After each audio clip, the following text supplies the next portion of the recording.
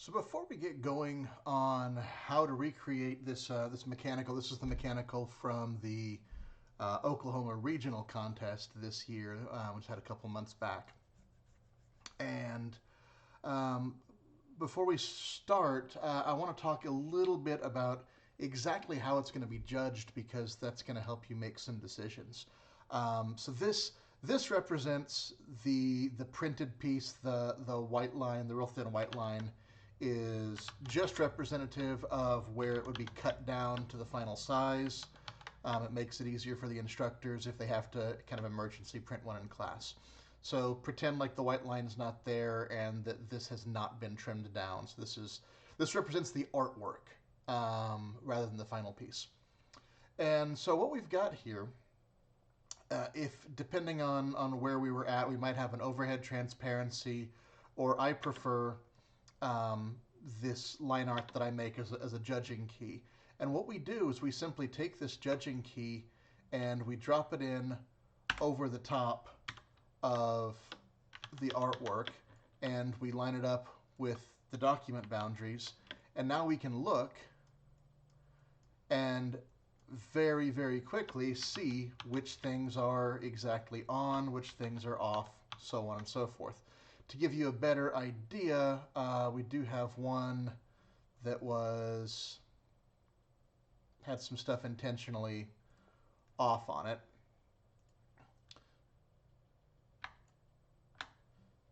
So looking at it this way, we can come in and see, okay, the skeleton is in the wrong spot. All that stuff on top looks correct, background looks correct.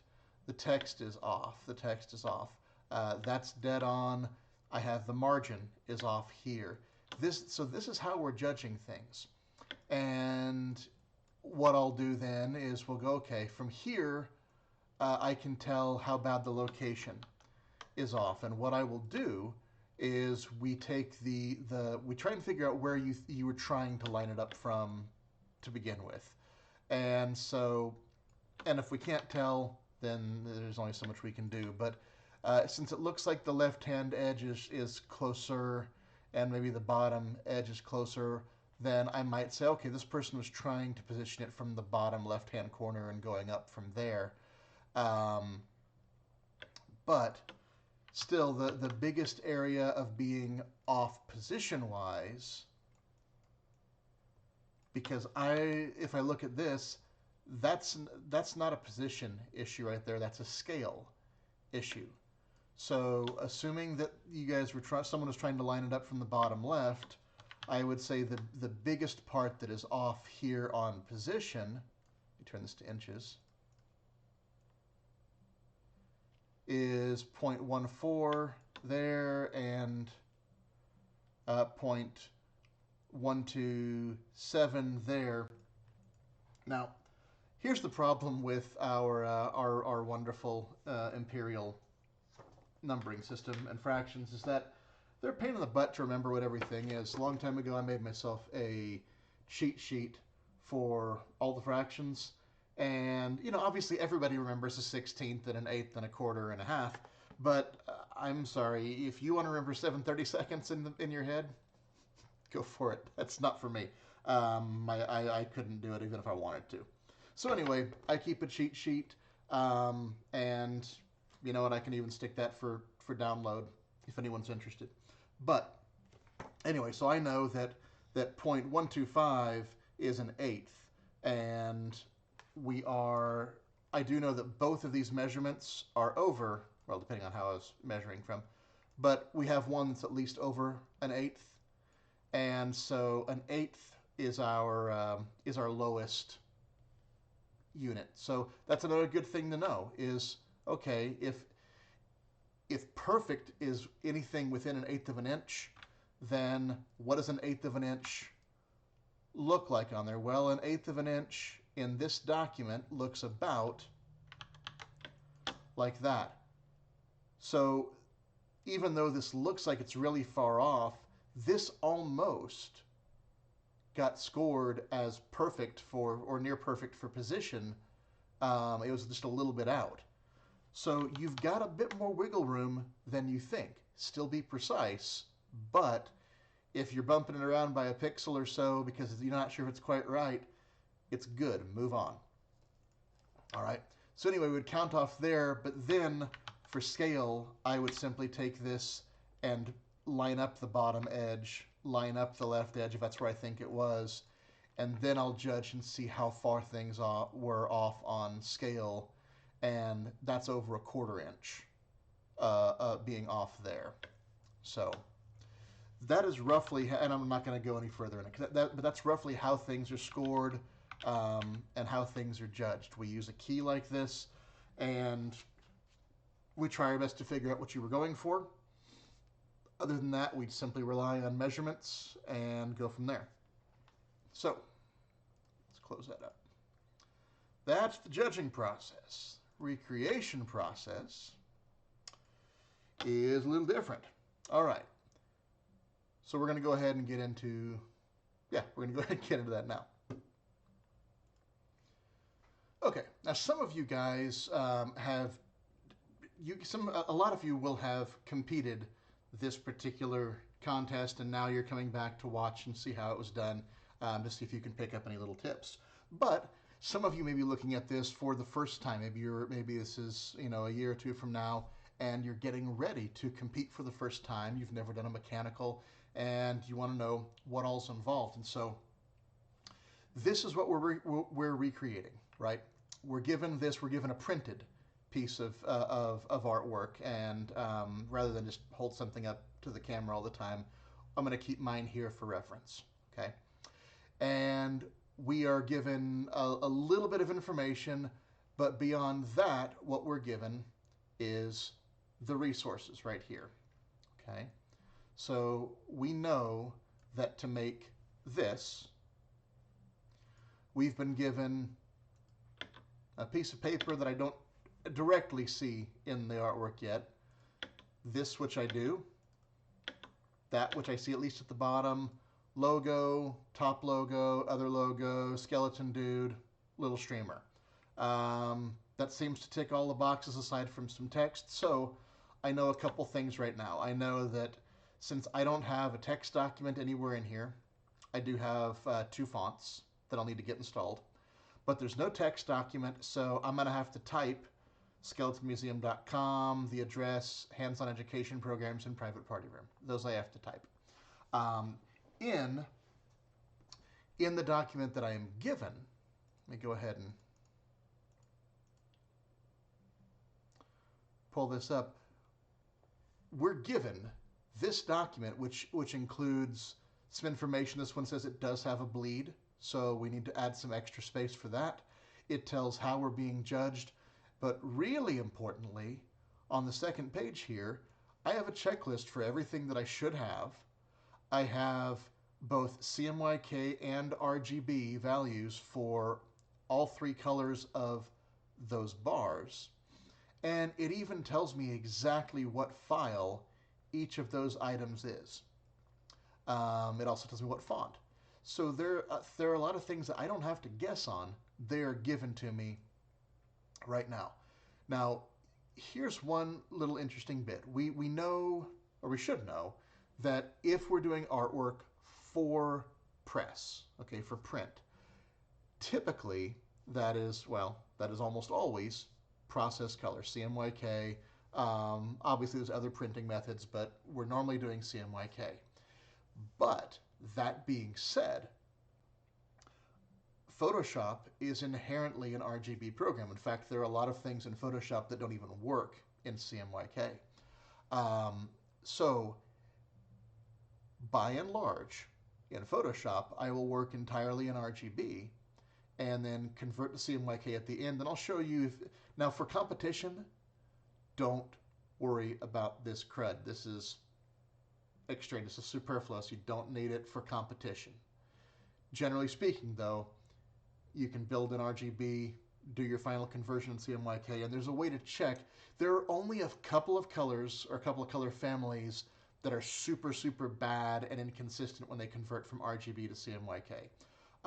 Oddly enough, RGB is a bigger color space than CMYK, even though it seems otherwise.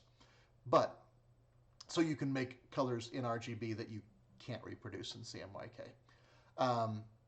Anyway, this is what we have, and now I know that for starters, I need to make a blank document. Oops, I also need to change off of that brush from earlier. That'll work for now. Well, there we go. Okay, so I'm going to make a new document. I'm going to go ahead and make it RGB. I am going to make it 300 pixels. Oops, that's not what I wanted to do. Fat finger. 300 pixels per inch. And in my instructions, it says 6.5 inches wide and it says 9 inches tall. Now, it does also say that it needs a bleed of an additional 1/8 inch or 0.125 on each edge. On each edge, there's a bleed. Well, a bleed is any time any ink at all, whether it's a 1-point line or an entire photo, touches the edge of the page. If any ink at all touches that edge, you have a bleed on that edge. When you have ink touching all 4 edges, you have a full bleed document. So in this case, we're adding it all the way around. I'm going to show you the easiest way to do that in Photoshop. Now, you have, I hope, noticed that we are doing this in Photoshop, and that's for a reason. When I look at this artwork, there's a lot of texture to it. There's a lot of styles to it. There's not a lot of redundant things where paragraph styles or even text styles would come in handy. So InDesign might not be as beneficial to me here, and in fact it would make certain things a little bit more difficult. At the very least, for adding a few things like some of the texture especially on party and whatnot, I would have to do at least a little bit of that in Photoshop because boy, it is technically possible in InDesign. It would take extra time. It's not worth it for a competition. Illustrator. It could work in Illustrator too. There are, again, probably far too many little textures and stuff for it to make sense to completely build this in Illustrator. Some elements were. Okay, that top text was created in Illustrator. This over 400 skeletons logo was created in Illustrator, the company logo. But overall, to me, this says I can build this faster in Photoshop. It's a competition, therefore I'm going to use Photoshop because that's what same quality, faster time, question answered, all right? So, Photoshop, though, has no concept of margins or bleeds or anything else. So what I tend to do, rather than measure in, is actually start at my trim size, and I'm just going to go ahead and snap guides to the outer edges of all of those. I'm going to set back to my default black and white colors, or D for the letter D on your keyboard does the same thing. And then I'm going to go to canvas size, image canvas size. I need 1/8 of an inch, 0.125 on every edge. So 0.125 and 0.125 is a 1/4 inch total divided evenly from the center each way. So I'm going to say, rather than doing math, I'm going to say, okay, I want a relative change to this. I want to add a 1/4 inch to the height, and I want to add a 1/4 inch to the width, and I want it to be evenly from the center point. And now I've got my bleeds on there, okay? It's going to be important to remember as we go through that when you are measuring off of your final printed piece, you are measuring from what's effectively this guide, not from the outer edge. It is honestly not enough it's going to screw you up if you do your Photoshop measuring on the outer edge, but it's still something that's technically not correct and you should be aware of. When I figure out my margins on the document, then I'll go ahead and add guides in for those as well to make my life a little bit easier. Now, looking back at this, if I tried, there are two big mistakes that I can see somebody making. One of them is measuring a piece, transferring that over to my recreation, going back and measuring another piece, transferring it over. That is slow, slow, slow, and it will take you forever. So we're going to do all of our measuring at once. The other thing would be marking up my actual printed piece, because then I might be covering up something that I need to see later. It makes a mess, and if it gets cramped, there's nothing I can do because I've now marked all over my finished piece. So instead, I'm going to do two things. I'm going to take and I'm going to draw a quick little diagram. In fact, this one has enough elements on it that I went ahead and did it in two pieces. I said, okay, the background most stuff, just kind of draw roughly out where that big logo is on top, and then where the three colored bars and then the black bar across the bottom goes. That's it. And then this one, and I also, there's little things in there to kind of remind me about where I need to measure, to from, so on and so forth. And then the other part was going through and taking the remainder of the elements, roughly sketching them out separately with the same thing. Where do I need to measure? What do I need to measure? So on and so forth.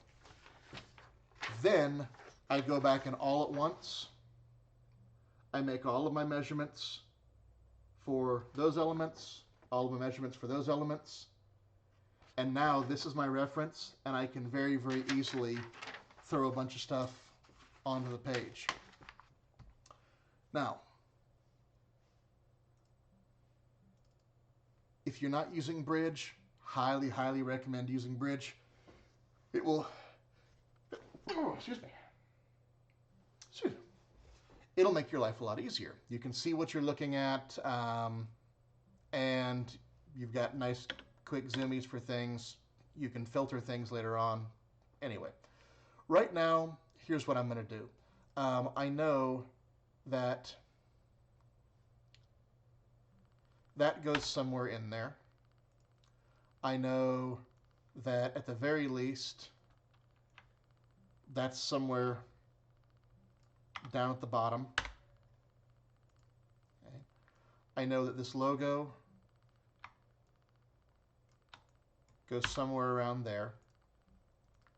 I know that this guy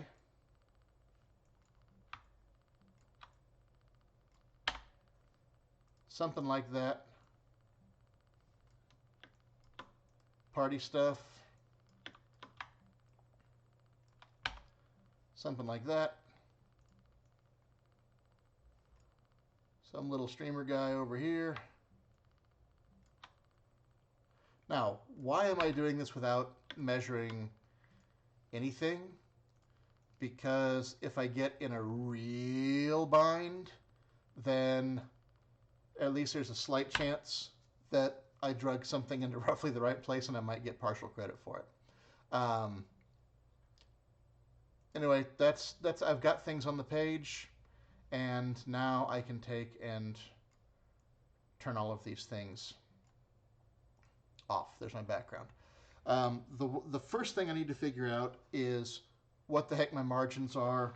I did go through and measure, and on the areas where I could measure, it was a 1/4 inch, and it was a 1/4 inch everywhere that there is a measurable margin. So that's what we're going to go ahead and do all the way around.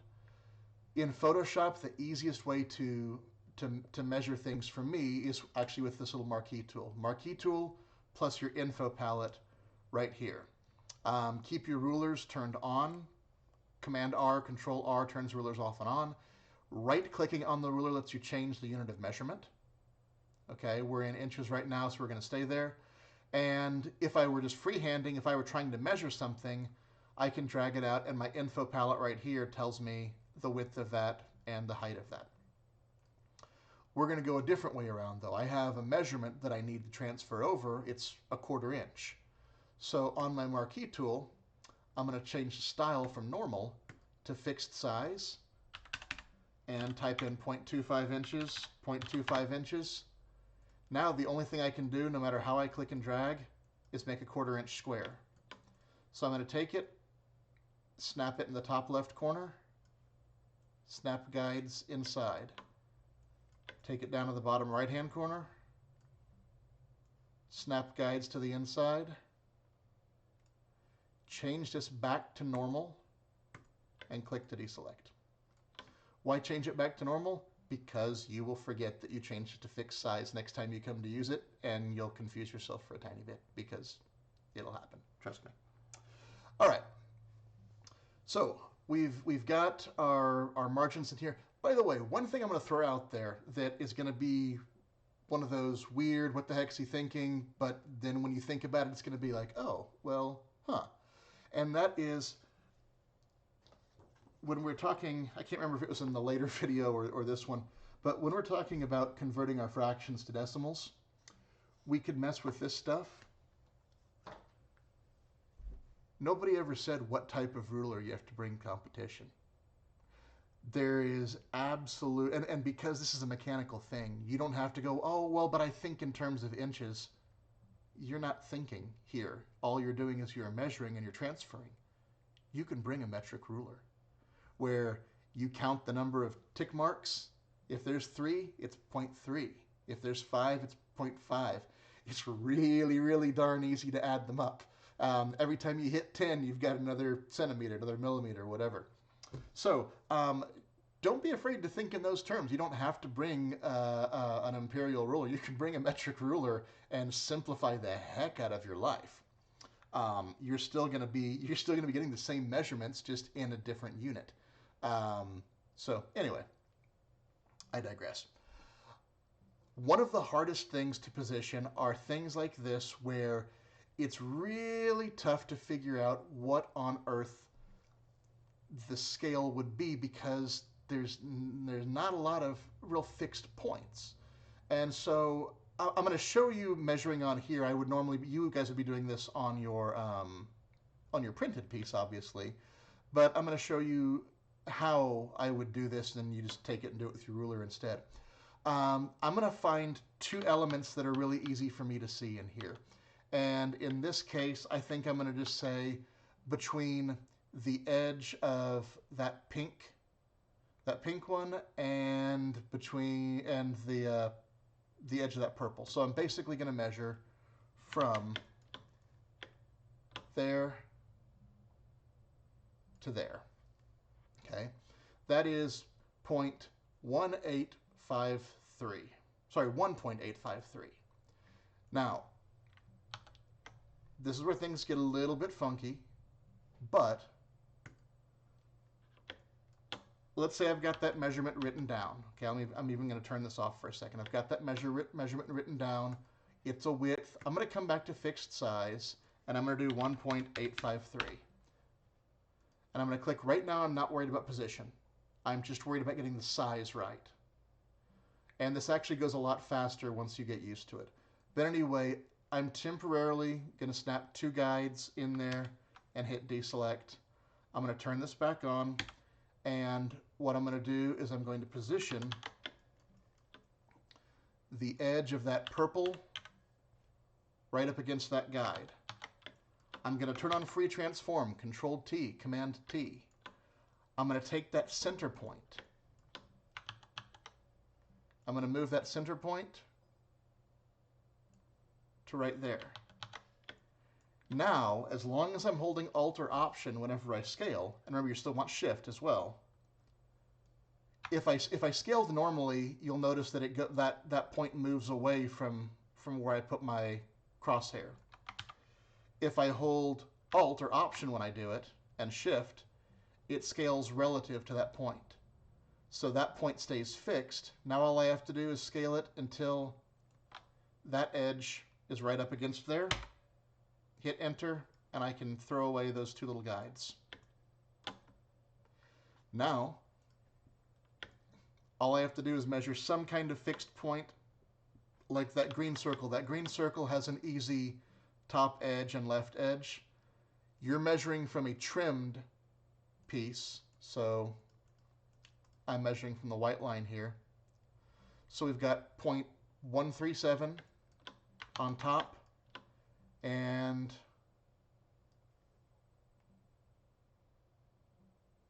about 3 3/4. Okay. So I said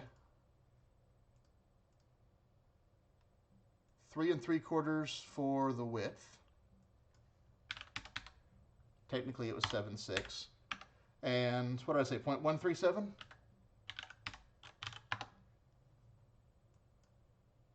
Drop that in there, snap that to the top and the left, and I can't, if I try and move it just like this, it's going to tell me that I can't because it'll think I'm trying to cut out that bit. So once again, temporarily, I'm going to snap two guides, and then I'm just going to take the move, and there's my top edge, there's my left edge. I can get rid of that guide, I can get rid of that guide. That's the hardest one you'll have to do out of this entire thing. Everything else is dead simple compared to that. And even that, playing that thing in real time, fast motion, not a big deal. Oh, we do also have some colored bars that we need to throw in there. Let's go ahead and throw our big structural stuff in there. So I measured the very, very bottom one at, well, for one, I had to pick, and I went ahead and decided to measure everything from the top instead of from the bottom, or everything's measured from the top and measured from the left, just so it's consistent. I don't have to question myself, go, oh, where did I measure that from? So anyway, I have 7.25 inches up, or anyway, down from the top. And once again, I don't have to worry about anything, but I'm going from the cut edge. So right there is where the top of that black bar goes. Okay, there's that black bar. Make sure it looks like it's tall enough. Black bar is now in place. I can chuck that. Here's where this depends on how exact you want to get. All right, but what we've got are a lot of very subtle differences in these bars. The bars do not go straight across, but we do have three of them, and you can't see every bit on every one of these. So what I do know that I have, I'm going to look from this right-hand edge right now, and I'm going to put some guides in to see where all of these go. Okay.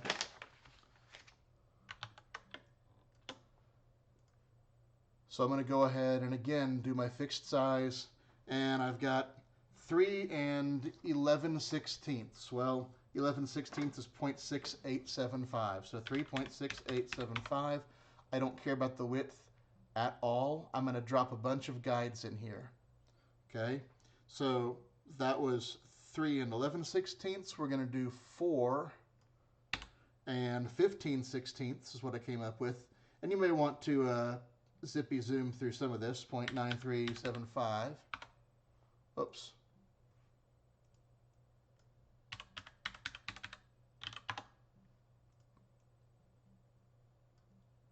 Oh, and I already screwed up because I did not do that from the from my trim. I did it from the very, very top.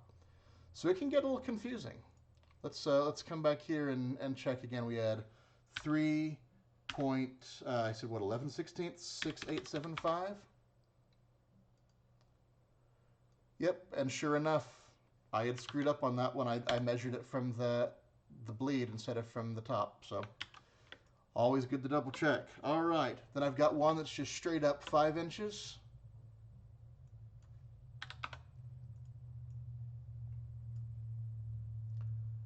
Very, very little difference. Then I have a 6.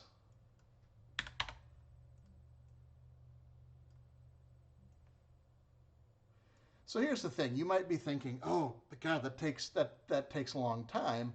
Well, the thing is, you've got an hour and a half on this, and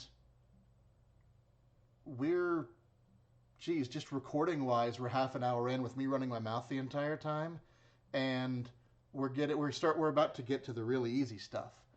So these are all of my marks for the right-hand side, I'm going to go ahead and take, I need my colors here. So I've got, let's see, 227, 134, 50. 227, 134, 50. And that was for, what order did they go in?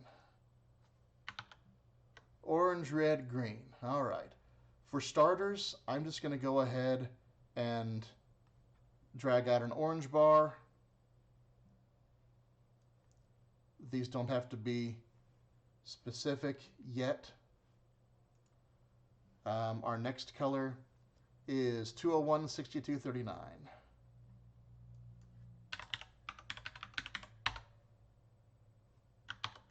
Fill that with red. And then finally, our little guy down there. And he is 32, 114, 84.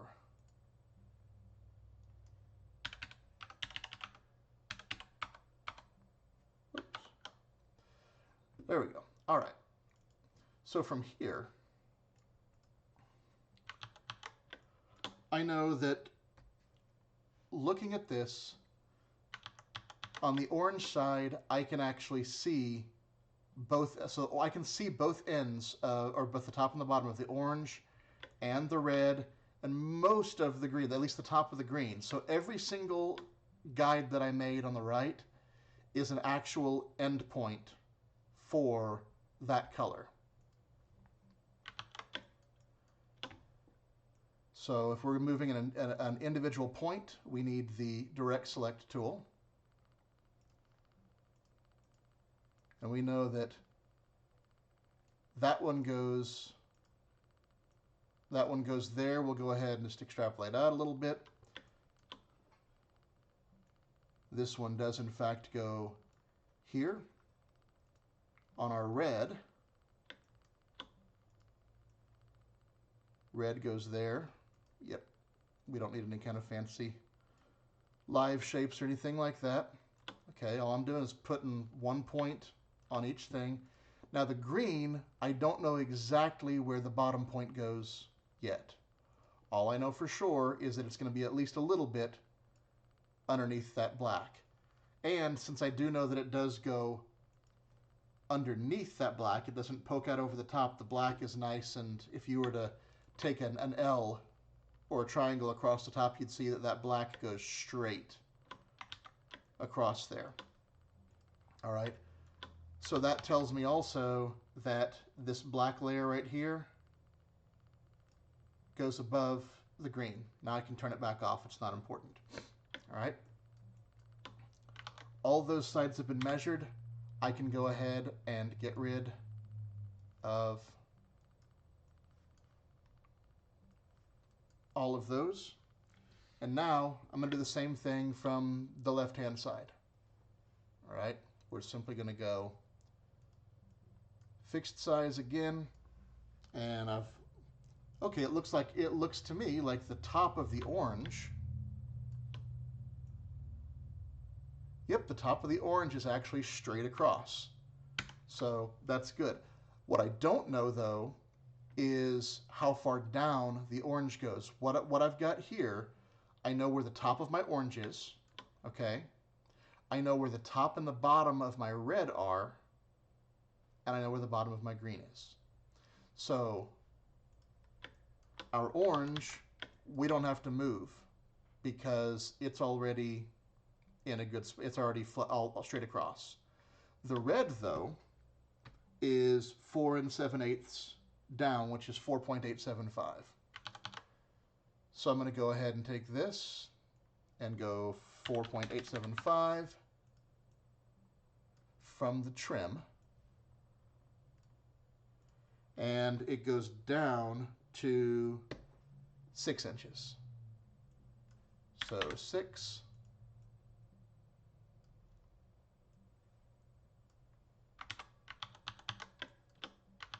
And so now I can come and take my red, and I know that it crosses my trim line right here at that point. So it's going to be just a little bit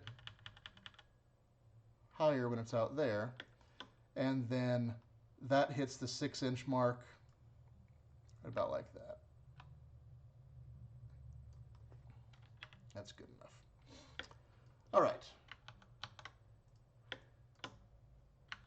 So the orange is almost there. One thing we have to check on is about where, since we can't tell how far down the orange comes on the left-hand side, we're going to look at about what point it gets to before it goes away. If I were to follow this line all the way down, it looks like it's right about there that it cuts off. And so we're not too far off from that. And in fact, for competition, I don't think I would even worry about it. But if you wanted to do it exact, I'm just looking at this spot right here.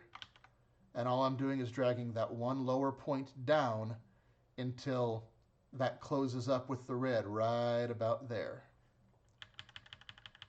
Okay, you do not, that is far less than 1/8 of an inch, which means that if you had left it where it was, you would still get a perfect score on it in competition. Remember, we are balancing, showing you how to do it fast for competition and how to do it the right way for everything else.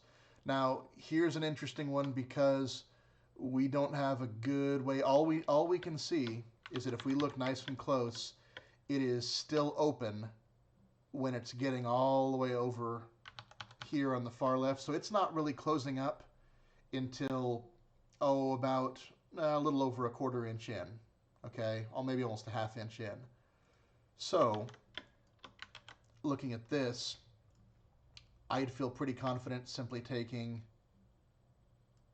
moving it up about like that, and obviously making sure it's underneath the red. And I'm not going to worry. I'm honestly not even going to worry about it again because nobody's going to be able to tell the difference on that one. The last thing I have to look at is 7 1/16 for where the bottom of the green is. I'm doing Control semicolon or Command semicolon a bunch, turning my guides off and on. Okay. So we said 7 1/16, so 7.0625.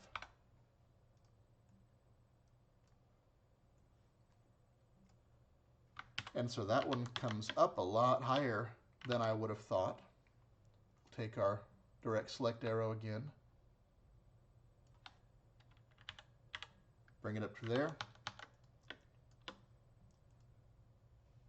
Now we go, okay, does that look like that? Yes. Yes, it does. Just to make sure that I don't forget about it later, I'm going to come on each one of these things, and I'm simply going to add the default drop shadow, and I'm going to option drag or alt drag that effect to each one of these. And now that's not the default drop shadow, that's actually from the last one that I used. Never mind, let's pick a better one. I'm going to do something that is roughly correct. Okay, drop shadow. Yeah, we're not nearly that big. There we go.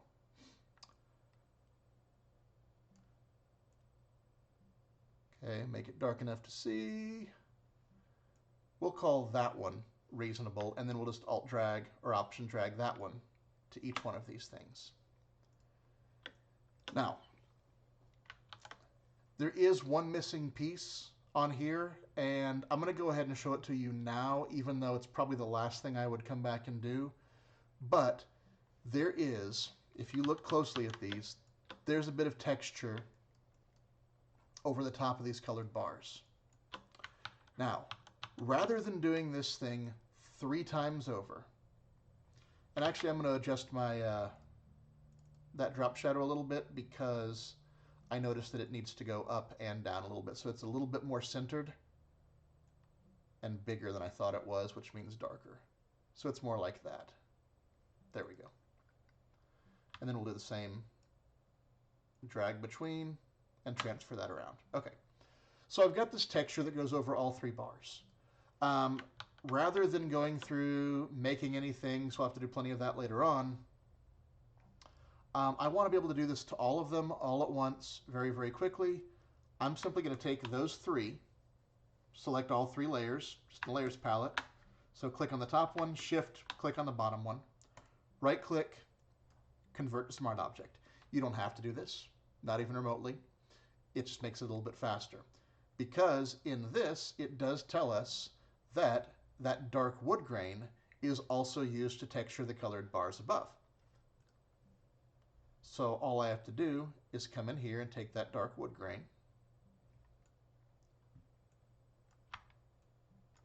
stick that up over the top, and then hold Alt or Option, click in between the two. Okay, it's the same thing as if we did Layer, Create Clipping Mask. Okay, now obviously that covers things over entirely. It doesn't look like we made them horribly darker, so we know for at least we're probably not at full opacity, but that really makes things washed out, and these don't look washed out. So it's more than just opacity. I'm going to leave opacity up full so I can better tell what the blending modes are doing. Multiply could be it, but that also very, very dull, very, very dark. Everything in with multiply, these all darken things. We know that it definitely doesn't have the look of things that are being lightened, so let's look at our contrast ones. Okay, overlay, soft light, hard light. And soft light, even at full opacity, looks pretty subtle in a way that I think looks close enough, and in fact it happens to be the way it was really done. And I'm just going to back that off a little bit until I think we're in the ballpark. And now, yeah, I think we're looking real, real close. And nobody's going to be able to tell if you're 10%, 15% off. Okay? If it's in there, if it looks good, and then nothing else matters, because this is not a measurable thing. Okay? There's no way that me or anybody else can measure this and find out if you scaled the texture right, or if it's the exact right blending mode, or the exact right opacity. Get it in the ballpark, call it good. If you're not familiar with smart objects, okay, if you had to do this without that, we would simply have to take this, drag it on top of one of them, clip it down, find a blending mode, soft light, somewhere in the 60s, and then I would simply do that for each and every one of these. So we can do it like that as well. 6 of one, half dozen of the other, it doesn't matter.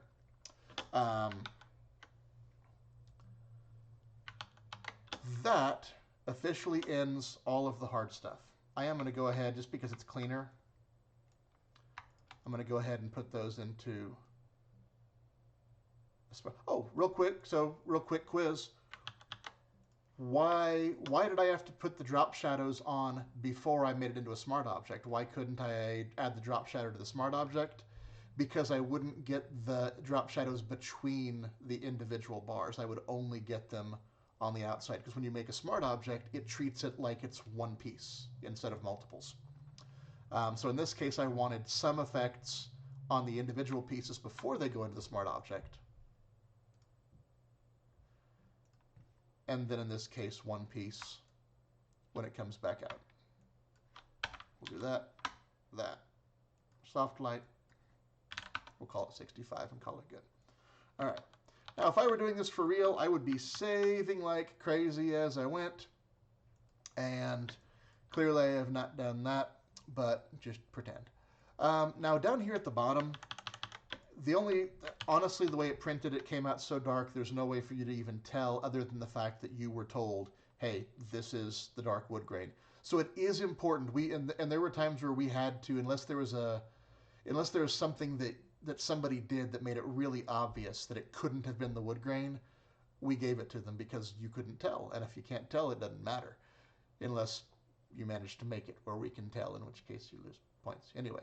But it is a lot darker than this, and so just so it's not quite so bright, I am going to go ahead and take just a quick little levels adjustment. I'm going to clip it, okay, again, that same create clipping mask. That way it only affects the wood grain layer, okay? Because otherwise, if I took this and tried to darken up the wood grain, everything else behind it gets dark too, right? Because all adjustment layers affect everything underneath them. Unless we say, oh, well, this only sticks to this one. Alter option, click in between. Now this only sticks down to this piece. Clipping mask, one of my favorites. Okay, now we're in for the easier stuff. Let's look at our party logo. Our party logo, right here, I measured that one, and because as long as I constrain proportions, I don't have to measure the width and the height. I can just measure one, and I've got it. This is 5 3/4 inches wide. In Photoshop, the easiest way to do that is free transform, Control T, Command T, right? Come up here to your top strip where it says width and height. Click the link in between the two of them to constrain proportions. Right now it's in a percentage. How big is it relative to how big it was when I dropped it in there? That's how smart objects do. They go, oh, well, 100% is the size it was when it came in. Everything else is relative to that. But it does not mean it's the only unit of measurement you can do. And so, as long as I've got constrained proportions turned on, highlight that. I said it's 5 3/4, 5.75. All I have to do is type in IN for inches. Hit enter, and now that's the exact right size. Now, what's even more interesting is if we can get, let's see, where is it? It is in, this is a new one for me, and I need to find it real quick here.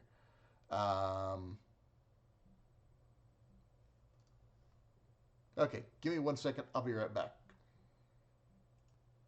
All right, I'm back. It's the properties. It's the properties palette.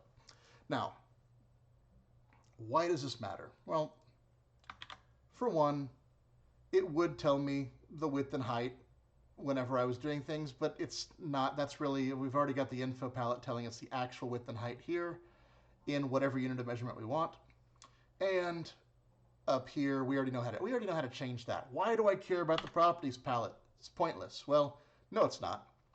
Because up till now, we've had some more complicated things. We've had to make guides and get rid of guides and so on and so forth. In fact, I can get rid of these extra guides now just so they're not in my way. But now that we've got real simple things in here, we have an X and a Y value. Well, what's X and Y? X and Y's position. It's position relative to the top left-hand corner. Now, if I just used this to put my measurement in place, then I do run into one small problem, and that is that it's going to measure from the top left corner, but I know that my measurements that I took from my real printed piece, that you guys took from your real printed piece, start from the trim. You could either do the math in your head, or you can do this instead. Now, I did measure it, and it was, what, 7/16 from the top and 3/8 from the left. All right, and that was from the top of the trim. So what I did is I snap it, okay, and we've got our smart guides turned on, so you see it turn pink or see it change color whenever it's snapped to an edge, okay? And I said it is 3/8 from the left-hand edge. Well, 3/8 is 0.375. X is our left to right position. Y is our top to bottom position. Rather than doing the math, all I'm going to do is I'm going to come into X, put my cursor after the inch, and do plus 0.375 and hit enter.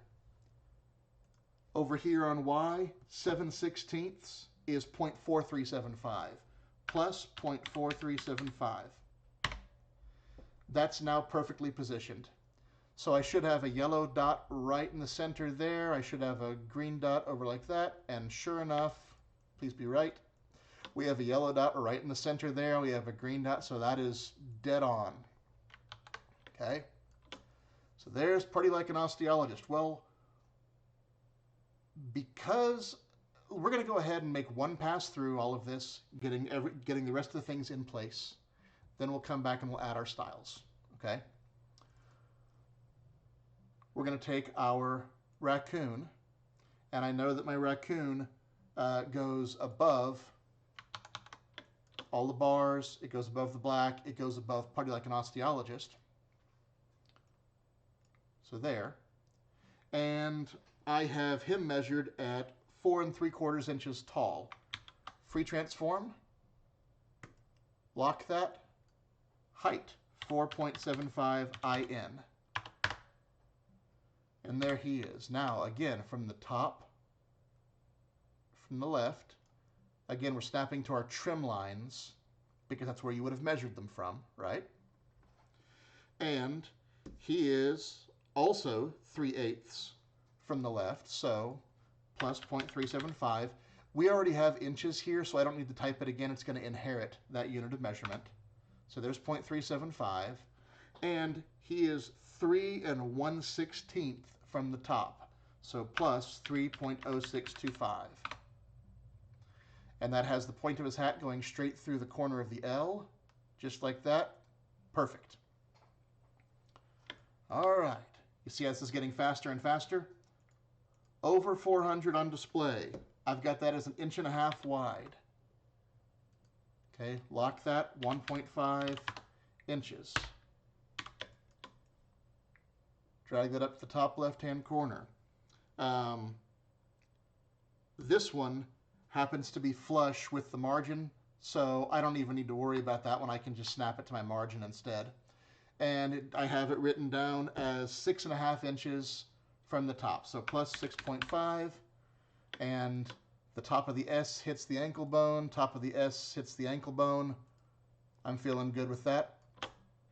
Okay, streamer goes in front of pretty much everything. The streamer's one's a little bit funky.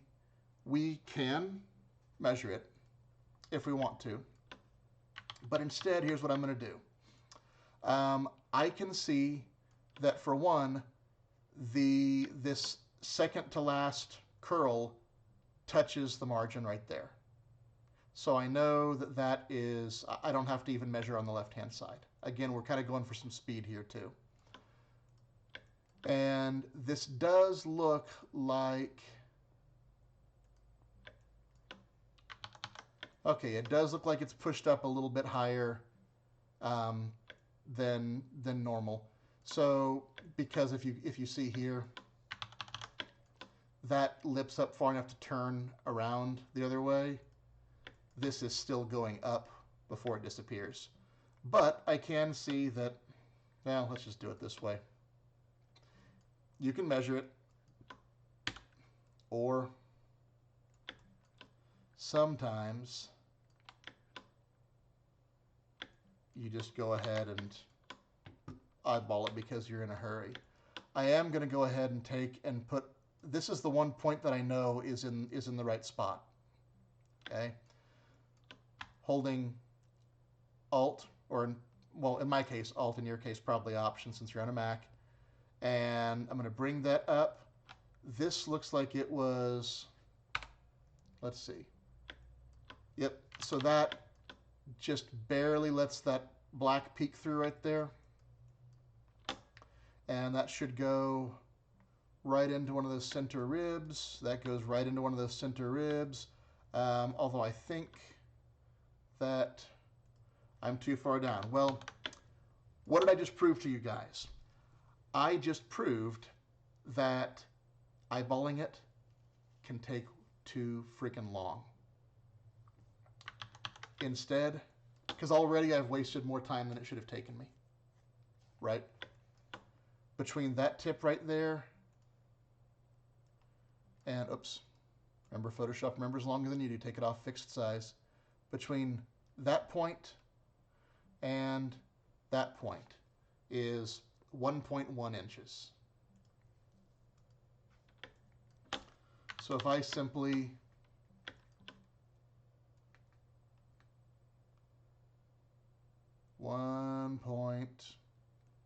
I'm going the slow way here. Apparently I didn't learn my lesson the first time. There, 1.1 inches from there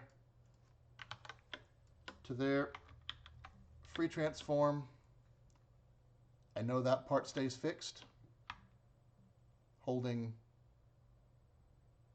Option and Shift. Now I know the width is the right size. Only thing left is for me to figure out how far down something is from somewhere and just move it there. In this case, though, we're just going to go ahead and continue to not learn our lesson. That's what we're going to do, is continue to not learn our lesson.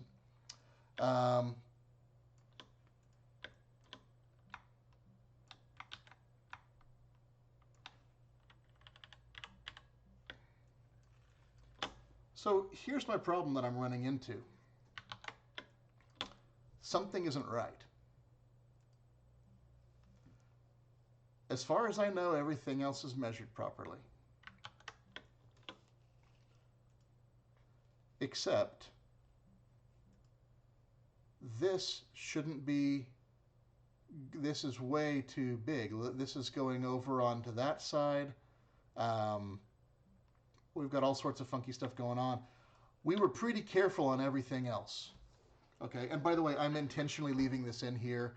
And this is also, this is a serious mistake. I did not fabricate this for your, this was me trying to wing it to save time. And now I've screwed up someplace, and I got to figure out where I screwed up. So in this case, here's one of my screw-ups. I should line that up with my trim, not with my margin. I mistook that. I got confused when I was rushing, and I read that in my head as my margin, and so I measured from my margin on in. This should be from my trim right there. And that was supposed to go 1.1.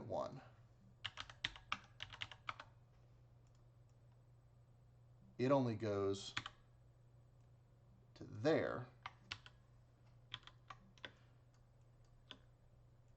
And that means that my size really is still pretty darn correct. But all my locations were off. Because now when I take it and bump it to that, just touching that, that being on the back side of his arm bone and on the 1, 2, the third rib down, 1, 2, 3, third rib down, now that's in the correct spot.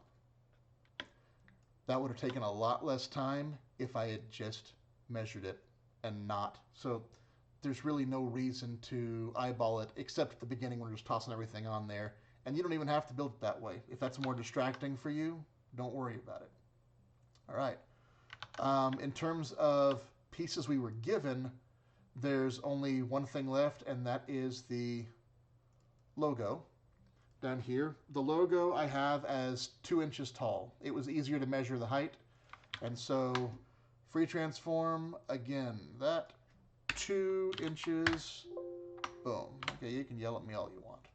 And now that's one that I do not have, I didn't write down a measurement for. So now I've got to go, so to see, now I've got to break out my ruler and everything else all over again because I did not measure. All right. So what I'm going to do here is I will say that this is, and again, yours will be with a ruler, but I can't show you a ruler very easily on the screen. From the trim line, 3.85 from the left,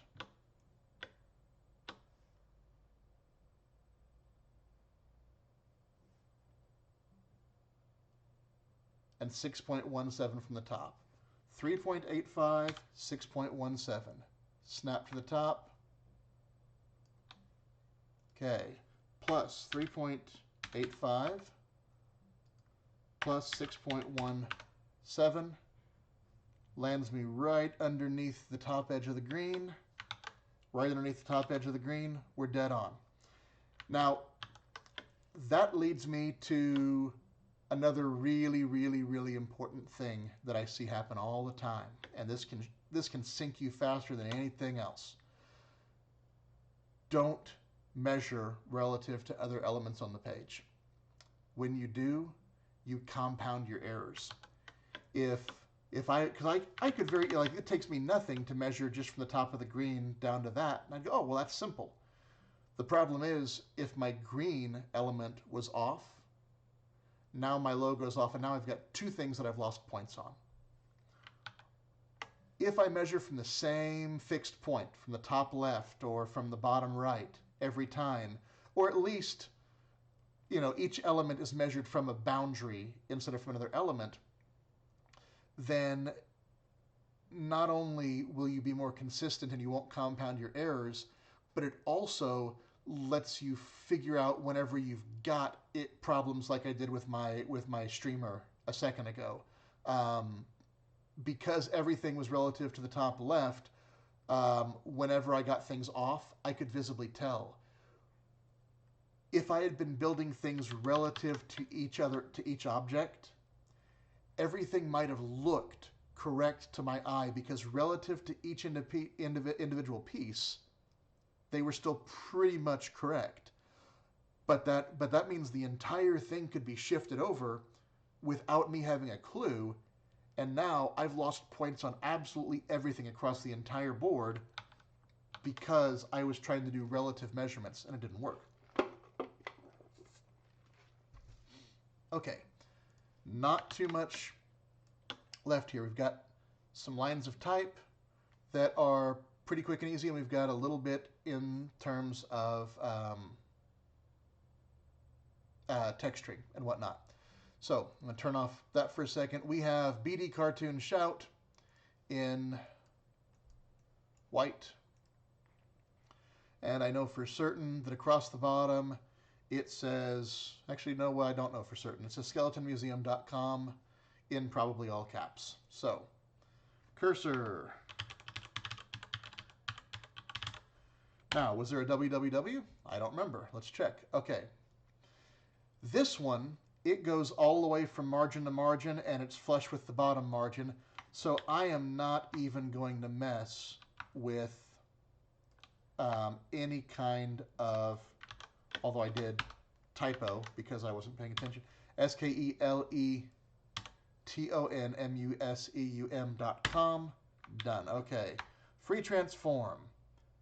Bring that out to touch the margin. Bring that out to touch the margin. Bring the whole thing down to touch the margin. Now, while I'm in here looking at this, I noticed something.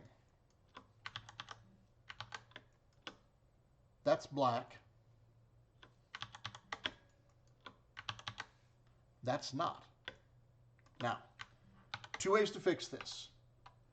The smart thing to do is always, always, always look at your resources before you dig into things, because you might save yourself a whole lot of time.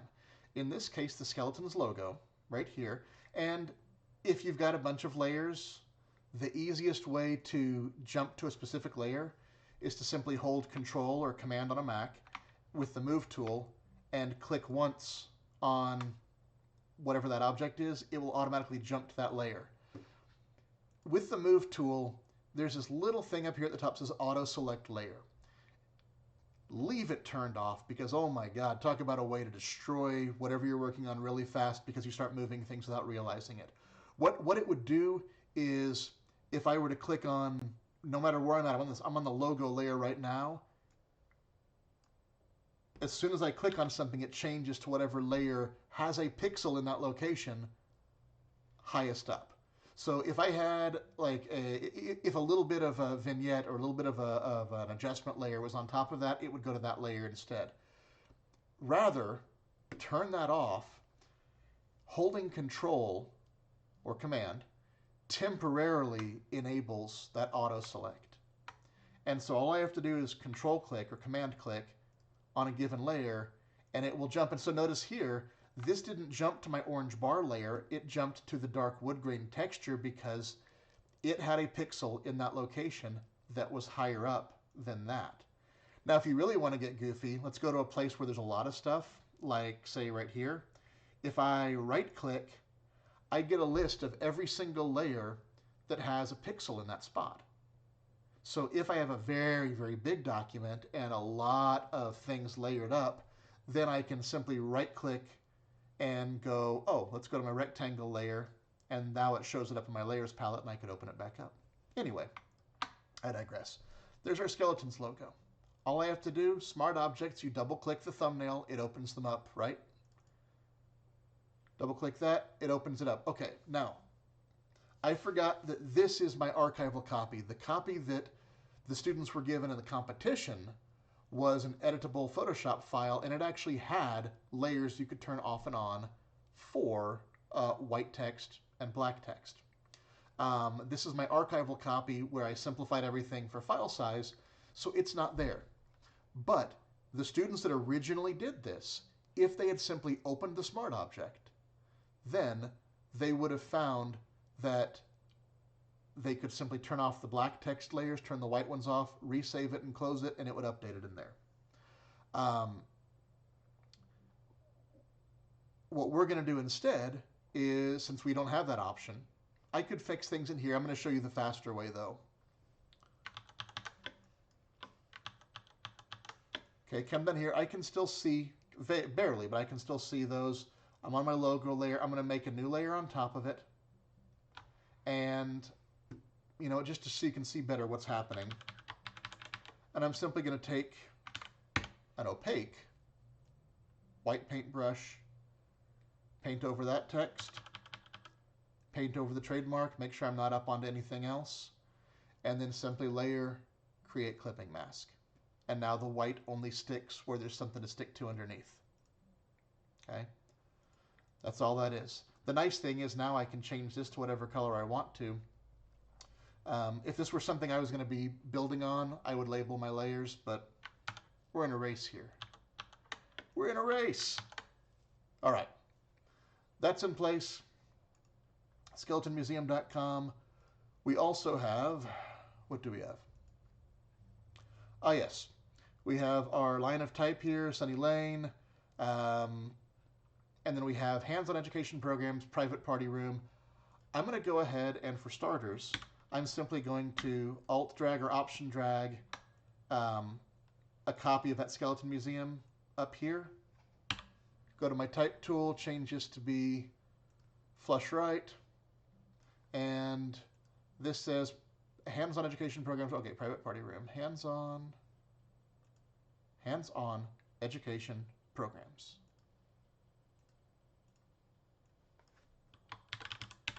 Hands-on, oops.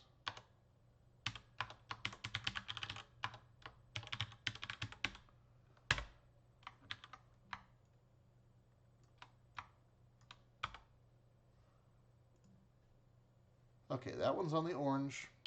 It goes up like that. Now here's the deal. I can measure this. I can. Or I can trust that all my other measurements are good and do a little bit of relative because it's going to be real hard to measure exactly. What you can do, if you want, is simply measure the width of your text. Like so, it's 1.9.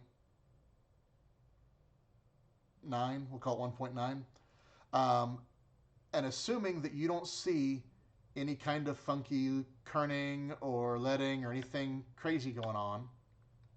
I said that was 1.9, right? 1.9. What I can do is simply use free transform and say 1.9 inches, except that clearly is not right. And I don't have time to mess around with this. So instead what I'm going to do is I'm going to trust my earlier measurements and trust that I took the time on my background, I took the time on everything else. The edge of this H touches right where the pink and the orange touch.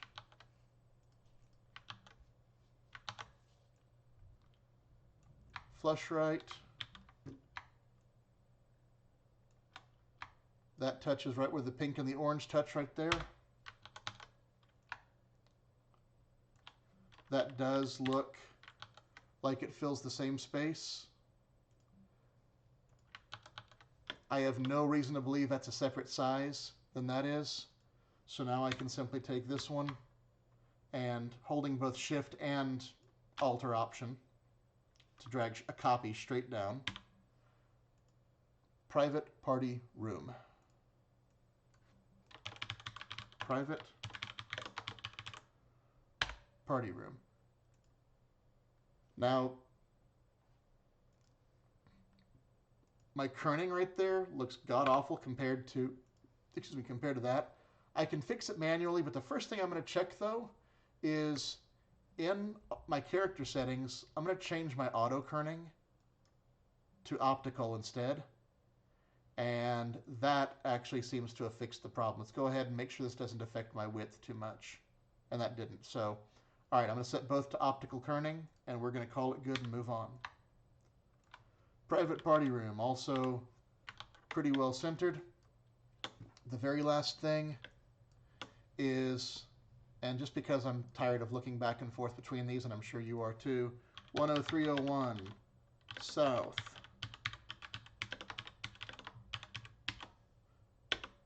Now, at least on a PC, without bringing up the glyphs palette, I can actually do Alt and then using the number pad go Alt 0149 and make a bullet. On a Mac, I don't remember the shortcut, so I apologize. 405-814-0006. Cut that stuff out, and we only had one other font. It was Myriad Pro Condensed Semi-Bold. So we go boom, boom, flush left, Myriad Pro, woohoo! Semi-bold condensed right here. Come on, there we go.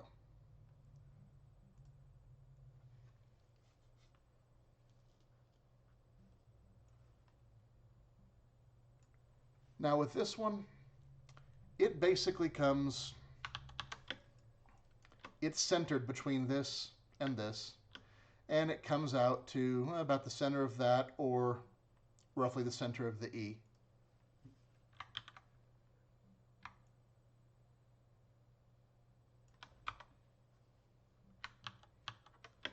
Now, apparently, something encoded. Did my numlock get turned off? No. Weird. Okay. Huh. It just decided to weird out on me. Alrighty then.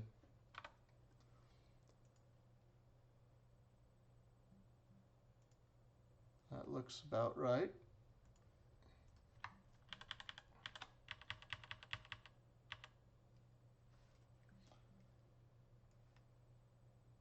That looks like it's really darn close. I could probably come just a hair closer. But that's going to pass muster for 99% of things. Now the only things left, and we'll wrap this up pretty quick here, are some of the textures. We already handled all the textures on the bars. Okay? There is no way to tell, or at least I'm not seeing any shadows on the logo. Okay? I don't have, the only places I'd be able to tell would be over the bones here for the over 400. I'm also not seeing any kind of effects or anything. I am seeing a big drop shadow from the skeleton. So I'm going to control or command click with the move tool on the skeleton to change to that layer. Bring up my drop shadow and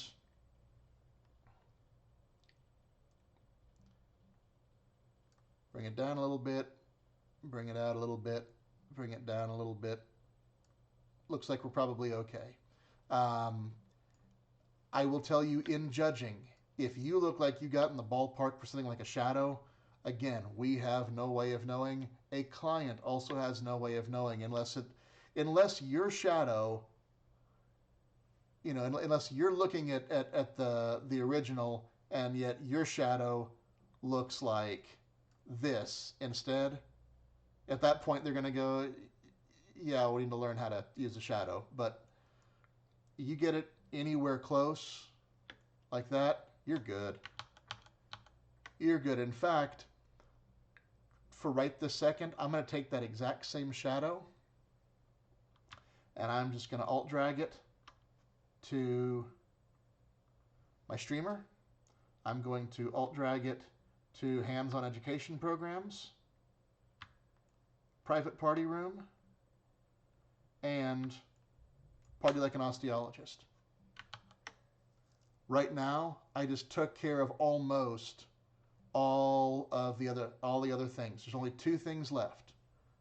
There's some texture on that banner that we don't have right now. There's some texture on Party Like an Osteologist we don't have right now. Now, two different things going on here, and I'll show you how to tell the difference. This banner is completely opaque. Okay, I'm not seeing through anywhere. That tells me that whatever that texture is, it's on top of it. Party Like an Osteologist has texture. It's a similar texture, but I can see that blue banner through the back of it. I can see some of these dots showing through. That tells me that this texture is something that's knocking through it. So this is some kind of an overlay over here. Okay, something put on top, but this is something punched through. Well, how do we punch through something in Photoshop? With a layer mask. We were given two little kind of oddball things in our student files, and those were, let's see. Okay, those weren't. In the actual competition, the students were given one pattern file and one brush. Now, that did not come over, so I'm going to show you two different things here just to make sure that it covers all the bases. If you had those brushes and those patterns, here's what you would do. On the streamer, it happened to be a pattern. I can come into layer styles. I can come in here to pattern overlay. And this happens to be where that pattern is. But you would have had to add it from scratch. So you would drop down the patterns, come over to the little gear wheel here, and come down to import patterns. At that point, you would go and you would find the pattern file that you were provided, load it in there. It would come up like this. And the only thing you would have to do is play around, because right now you can see it kind of hits awkwardly in the middle. We can try two things here. We can try snap to origin, or we can try turning off link with layer. Snap to origin normally does the trick. All we have to do now is, it's already set to multiply. It'll come in by default like this maybe. We just want to darken it up and then adjust how much we want on there. If it looks too big and blurry, you can always shrink the scale down a little bit. But all we're looking for here is that you put a texture over the top of it, and we're good. Okay? So again, loading a pattern, pull up however you happen to be using a pattern, whether it's an adjustment layer or your layer style, drop down the pattern selection, drop down the settings thing, and import patterns. Okay. That's now done. The last one's this Party Like an Osteologist. This one is knocked through using a layer mask. Now, the brush you were given, or the brush that the original contestants were given, you would do this. You would take your paintbrush, you would come up here to brushes, okay? You would come over to your actual list of brushes, come over here to the flyout menu, the little hamburger menu on the top right, import brushes, and then you would go and you would find the brush file that you were given. Okay, and it will show up somewhere and end up being like this, at which point you now have, right now it's telling me, no, I can't do something. Well, why? Because I'm on a smart object. I can't paint on a smart object, but I don't want to. I want to put a layer mask on there. So click to add a blank layer mask, which is right down here. Okay, now that I'm on the layer mask, I can paint, and you'll see the brush is huge. All right, make sure we're at 100% opacity, make sure we've got black, make sure we're on the layer mask, and all I'm going to do is position this over there. I'm going to hold my mouse still. I'm going to click once and not move it. Does it look like I cut through far enough? If it doesn't, click again. Yep, okay, that looks good. We're done. Now, not having those things. Let's say that you did not have that brush and you don't have that pattern overlay for the streamer. All right? Streamer is super, super simple. Find that paper texture that you were given. Aha, now we have a reason for it, right? Position it somewhat over the top of that streamer. Create a clipping mask. Set it to multiply. Okay? That's all that one takes. The other one's a little bit different. The other one is going to require making a paintbrush. And if you've never made a paintbrush before, you're about to find out. It's not nearly as hard as you might think. We're going to open up our paper texture, and we are going to, if we want to, we can just desaturate it. We can just go Image, Adjustments, Desaturate. Okay. If we want to add a bit more contrast, we can pull up a quick Levels or Curves and just bump this up a little bit more, down a little bit. Whatever you think you want to do to make what looks like an interesting brush. Basically, black is going to translate into the brush. White won't do anything. But all you have to do, if you want the entire thing turned into a brush, then you don't have to do anything else other than go to Edit. Blah, blah, blah. We're too big. Okay, I forgot there's a limit to brush size, and the brush size limit is something in the 3000 range, I think. We're going to go to image size. We're going to try 3000 pixels wide. Edit, define brush preset. We can call it whatever we want. And now we have add a layer mask. We have a brush. We go click, click. That's our texture. That's it. We are now 100% done, and just out of curiosity, let's see how well we did. Okay, let's come over here and we'll take our judgy sheet.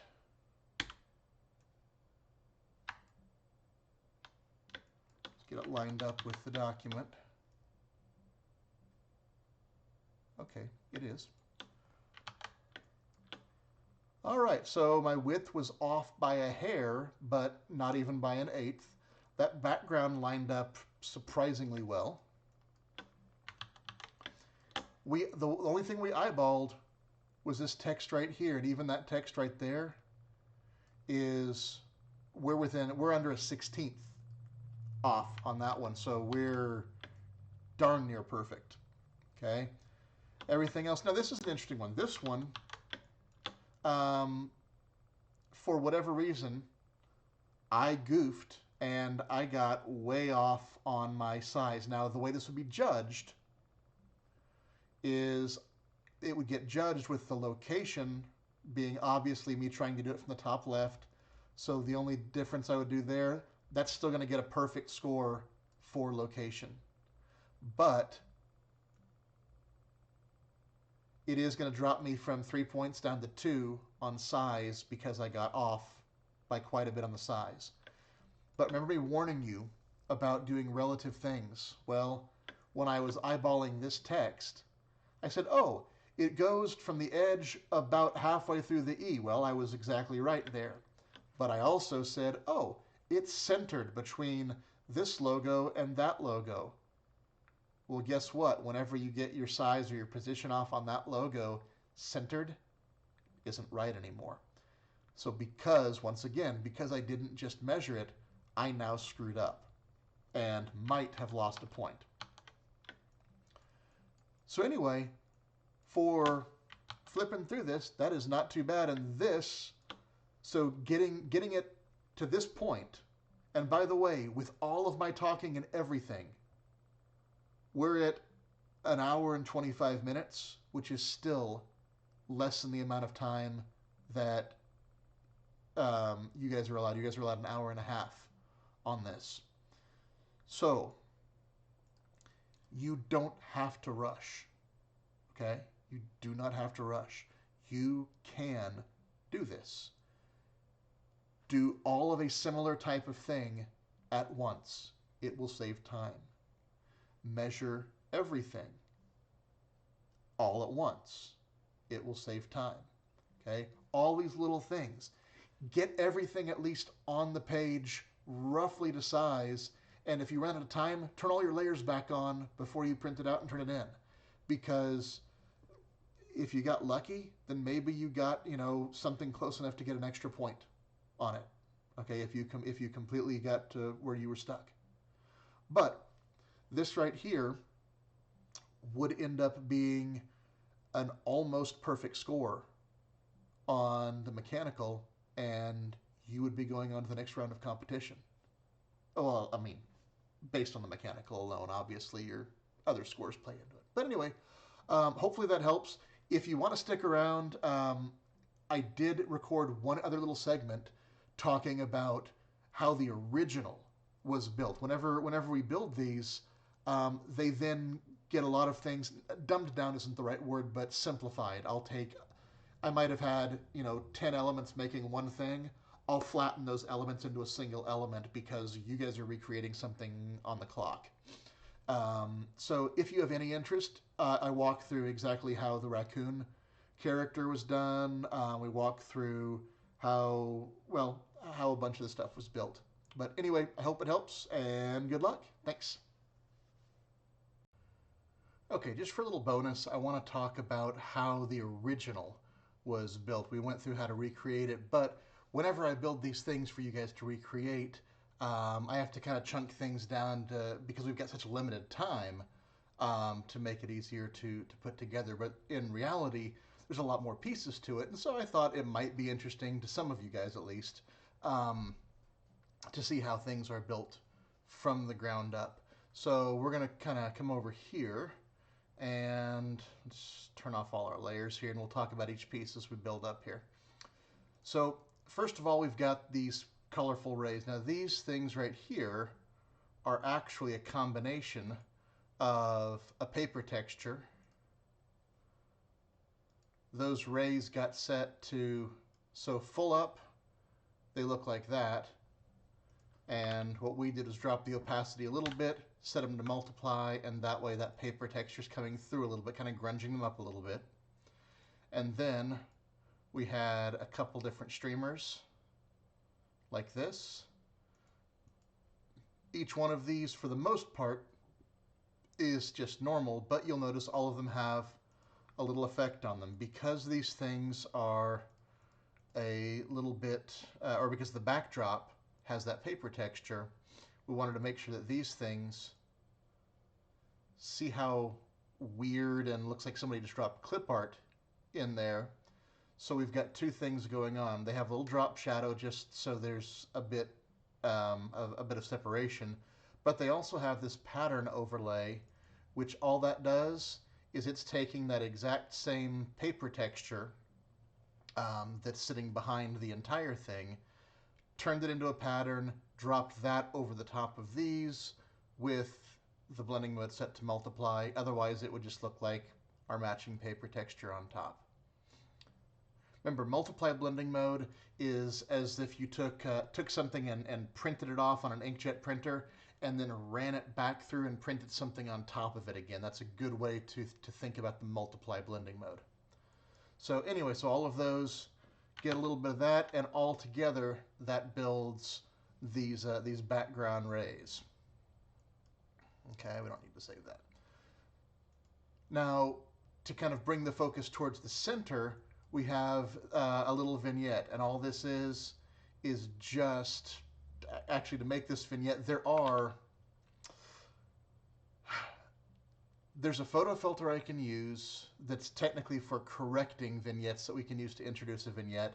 It works better on a single layer, and so to make this vignette, all we did was, I'm going to do this kind of the cheap and easy way here.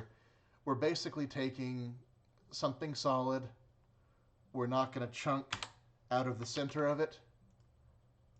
And I just select it and hit delete. And then we're taking it, blurring the heck out of it, and then simply setting it to multiply. That's our vignette. Okay. For me personally, I do this kind of thing a lot with this, or if I need to draw the eye, say, upwards a little bit more, I might do a big gradient on the bottom and set it to multiply, just so there's a little bit less stress on the bottom part and it kind of pulls the eye up a little bit. But anyway, there's our vignette. It's on a separate layer, so we've got nice amount of control over it. Okay, we have our colored bars here. Now these colored bars really are just 3 bars drawn with the pen tool, fairly haphazardly. Each of these by themselves has a little bit of a drop shadow. It just gives some separation between the 3 bars. But you might ask, well, if I threw these things into a smart object, why didn't I go ahead and put this little texture out here into the smart object as well? And the answer to that is I could duplicate that texture 3 different times and drop it on each one of these. I could also make that into a separate pattern, use that as a texture, but again, trying to think of the simplest way for someone to rebuild it, and that is turn these 3 things into a single element, which is those bars, and once they're a single element, a single smart object, then I can simply take soft light 75. Okay. So that's the texture, right? If we hold Alt or Option and put the mouse cursor between the 2 layers right here, we can click to create a clipping group. Okay, or Command Option G, Control Alt G does the same thing. It's the same thing also as layer, create clipping mask. Sorry, I guess it's clipping mask now. That makes more sense. At one point, they called it a clipping group, but I'm old. So, anyway, that by itself obviously covers everything up. So, all of our blending modes, starting with overlay, are all contrast blending modes, right? They lighten the lights and darken the darks. And so, soft light is a nice, gentle one. And we dropped that down to about 75%, just so there's not a lot of difference, but it's the difference between that and that. So, little tiny things. All right, bottom bar is not much to it. It is simply that same texture, drug all the way down there, and a little levels adjustment just to darken things up.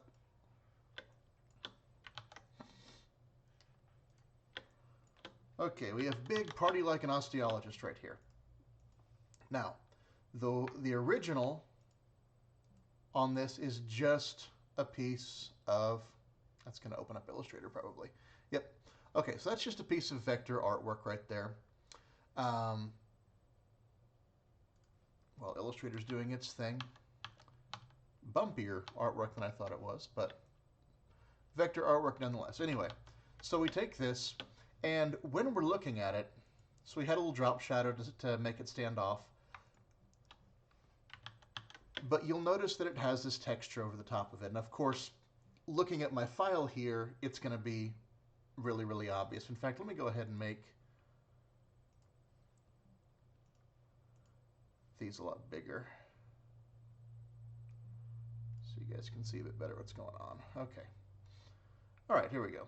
So it's obvious from the layers palette what we did, but it's not always so obvious when you're looking at a printout trying to recreate something. In this case, there's one big tell to it, and that is I see texture, but the texture looks like it's letting some background show through. There's the blue from that streamer coming through right there. There's some of those dots poking through. There's that. So we're seeing bits through this texture. We're not seeing the texture added on top. And so that tells me that it's some kind of a mask, not some kind of a texture, or because texture will only add to something and darken it up or lighten it up. But this is actually knocking a hole through, and once you start knocking holes through things, that's when you start getting into masks, usually. And in this case, it is as simple as we have it like this. We add a blank mask. We take our brush, and if I still got this one loaded up here, I might not have it in here, but let's see. Brushes, paper texture, there we go. So this is that paper texture brush that I had given everybody, and these are pretty darn big, but as long as you don't have caps lock on, okay, you should be able to see roughly where the texture is. There's no way for anybody to tell if you clicked in the exact right spot to put the texture in for a contest. If you put that texture on there and it looks like you're even in the ballpark, you've got it. And the same thing's true of a client looking at it. A client's not going to, that texture those dots look like they were a little bit far. Yeah, no. So all I'm going to do is put this in a place that I think looks good. I'm going to click once to add that if that doesn't seem to do much. And I have something screwed up. Oh, I have my opacity turned way down. This is an important thing. Photoshop has a longer memory than you do. If you set something to an odd setting for what you would normally do and then forget about it, you will be the only person who forgot about it. Photoshop will remember it, and it will cause you trouble. So anyway, normal, 100%, blah, blah, blah. Make sure I'm on black. I'm on my layer mask. Come over here. I'm going to click once.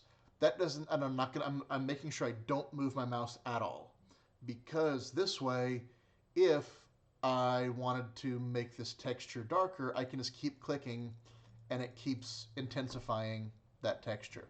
Now, that being said, let's say I clicked once and I moved my mouse and I realized that I'm like, you know what, that's not a very sharp texture. It doesn't look as extreme as in the example, but I already moved my mouse. Rather than undoing it, so to look at your mask, we can do Alt-click or Option-click on the mask itself. That'll preview the mask. Remember that a mask is a black and white image. Okay, a mask is a grayscale image. Nothing more, nothing less. And so you can do anything to a layer mask that you can to a grayscale image in Photoshop. And that means something like a levels adjustment or a curves adjustment if you prefer curves. And so in this case, you know, we can make this darker, we can make this lighter. Now on a mask, what's doing what? Well, on a mask, white means that nothing is changing about that layer. You're seeing the layer as it is. And the closer you get to black on that layer mask in that spot, you're going to be showing through to whatever happens to be underneath that layer. So black hides and white reveals what's on that layer. And so if I want this thing to cut through more, I need to darken the darks. I need to make the blacks blacker so they cut through more. I don't have to be previewing that mask either when I do it. I can simply bring up my adjustments, either curves or levels. Levels are simpler for what we're doing right now. And all I'm going to do is take the black point and drag the black point in until it looks about like I want it to. Again, there's nothing scientific here.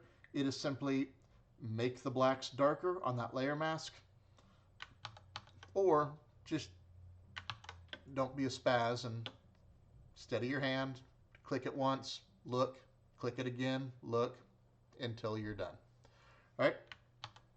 So that gives us our top bit. Now, we have our party raccoon here. Party raccoon is a fun little guy. This is a lot more went into him than you might think, because in the original display, which I'll go ahead and show you briefly here what all we've got. So the original raccoon on the display in the museum is this guy right here, and he's got a box of Milk Duds. Problem was, we didn't want to go doing a bunch of advertising with Milk Duds because it's a protected, it's a copyrighted thing, and we don't want to get in trouble. So, what do? Well, the first thing, we go ahead and cut our raccoon out, and then we have a layer here that is just covering over where the supporting bar is. Okay, a combination of cloning and then masking some bits out. We have our own artwork. I'll show you the separate bits for it, but this is our new Raccoonose artwork in here. And then we have a few things, all these little attachment points for whenever the articulators put everything together. We got rid of those in a layer. We brightened him up for the most part, except for right here through his hands. He already had a spotlight hitting on his hands. Without that, it just got a little bit too bright. Okay. We bumped up the contrast a little bit on his head to make it stand out a little bit more. And then, because he's looking bright orange because of the lights, we backed off that saturation. We used little curves just to add another little tiny bump of things there. So now we've basically got our original guy, but he's Party Raccoon, so he needs a hat. So here we started off with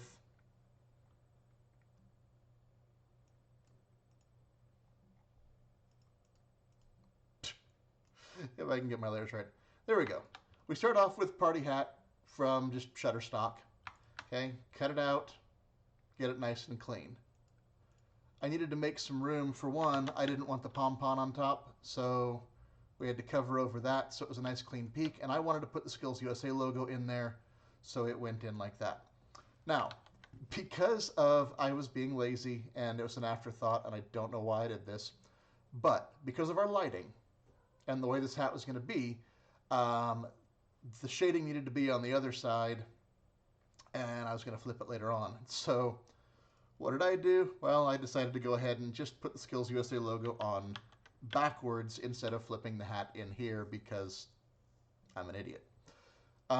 Anyway, Skills USA logo for the most part is just dropped in there, set to multiply, just so it's not quite so pasted on. It does have the tiniest little bit of a warp, which is free transform, and then come up here to the warp. It's set it to arc, and we just did very, very mild bit to it there. And then finally, we have a big highlight running up the side of this hat.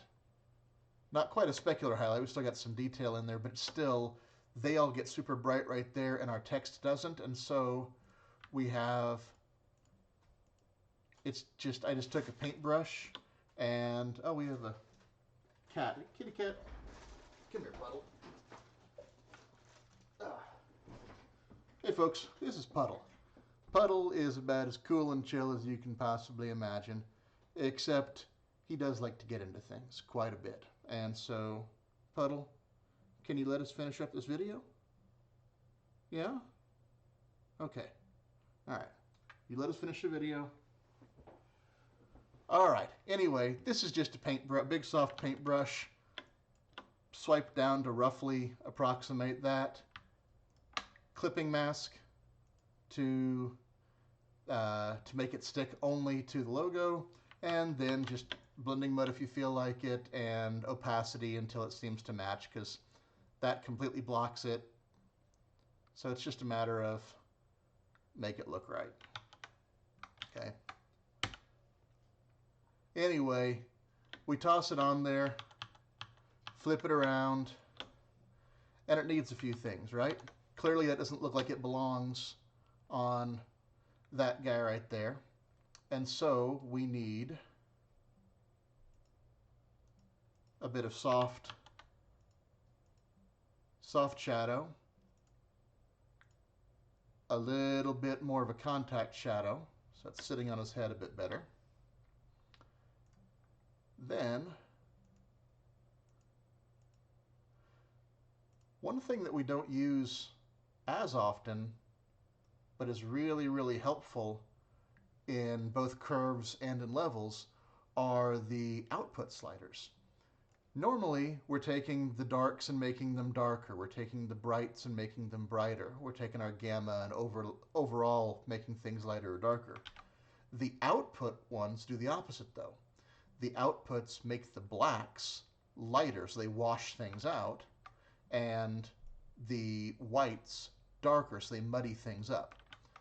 This is great when you're trying to match to a source that doesn't have real deep blacks or real bright whites. You can take and you can get things nice and balanced, and then use your output sliders to help balance that brightness and that darkness out to better match what all's going on there. Okay, where was I? So we were talking about our output levels and just getting things to match. Finally, we've got very, very warm light over this guy, and this is fairly cool.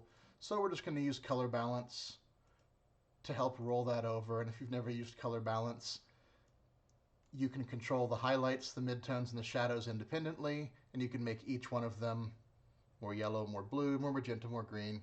You get the idea. And then finally, we have a little party hat string, and this is, there's no tricks on this. It's just taking a paintbrush and drawing the shape that I think the string would be. We give it a little bit of a shadow. Again, there's no trick to it. It's just taking a paintbrush and painting in where you think a shadow would go. There is a little bitty staple holding that in there.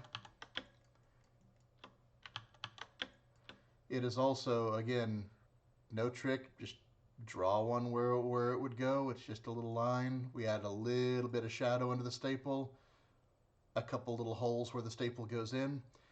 Yep, it's way more attention to detail than anybody cares about, but it's what my brain does, and so it's what we do. But anyway, that's pretty much how he goes together. The actual Raccoonose box is just lots and lots and lots of layers of bits and pieces of artwork, lots of masks, and it's good to keep those original layers, but there's no reason to mess with them in terms of the composite because it just gets messy and a lot to deal with. So anyway, that's how the raccoon guy was made. And all he has on him is a bit of a drop shadow. Okay.